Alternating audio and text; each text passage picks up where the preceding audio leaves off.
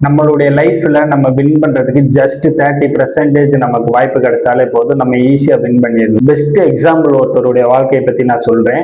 1813 வந்து ஒரு பிரெஞ்சு ரைட்டரான ஒருத்தர் வந்து பிரஸ் மீட்டை கூப்பிட்டு, நான் இந்த மாதிரி 1 இயர்க்குள்ள கரெக்டா பிப்ரவரி 14க்குள்ள நான் வந்து புக்கை ரிலீஸ் பண்ணிடுவேன் அப்படின்னு சொல்லி அனௌன்ஸ்மெண்ட் பண்ணிடுறாரு. அனௌன்ஸ்மெண்ட் பண்ணிட்டு அட்வான்ஸ் பணம் எல்லாத்தையுமே வாங்கிடுறாரு. அட்வான்ஸ் பணத்தை வாங்கிட்டு அவர் வந்து என்ன பண்றாருன்னா, ஜஸ்ட் ஒரு 6 மாசத்துக்குள்ளேயே அந்த பணம் எல்லாத்தையும் செலவு பண்ணிடுறாரு. செலவு பண்ணிட்டு அப்புறம் பின்னாடி உட்காந்து யோசித்து பாக்குறாரு, நம்ம 6 மாசத்துக்குள்ளேயே நம்ம பணத்தை எல்லாத்தையும் செலவு பண்ணிட்டோம், நம்ம வந்து புக்கையும் இன்னும் எழுதவும் இல்லை, நம்ம ரைட் போர்ட் தொடக்கூட இல்லை, நம்ம என்ன பண்ண போறோம், 6 மாசத்துக்குள்ள பண்ணி முடிக்க முடியாது அப்படின்னு நினைச்சிடறாரு.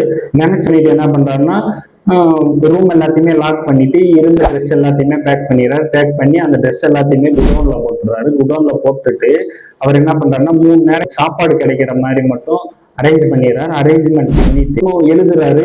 எழுதி கடைசியா ஒரு வழியா அந்த புக்கை வந்து முடிச்சுறாரு. சொன்ன மாதிரியும் பிப்ரவரி 14ல வந்து ரிலீஸ் பண்ணணும். ஆனா அவருக்கு முன்னாடியே ஜனவரி 14ல வந்து அந்த புக்கை வந்து அவர் ரிலீஸ் பண்ணிடுறாரு. இதுல இருந்து நம்ம என்ன ஒரு லெசன் தெரிஞ்சுக்கிறோம்னா, நம்மளுடைய லைஃப்ல நமக்கு ஜஸ்ட் 30% வந்து ஹோப் மட்டும் இருந்தாலே போதும், நம்ம ஈஸியா நம்ம வந்து வின் பண்ணிடலாம். வேற யாரும் இல்லை, பிரெஞ்சு நாட்டை சேர்ந்த விக்டர் ஹியூகோ அப்படின்றவர் தான்.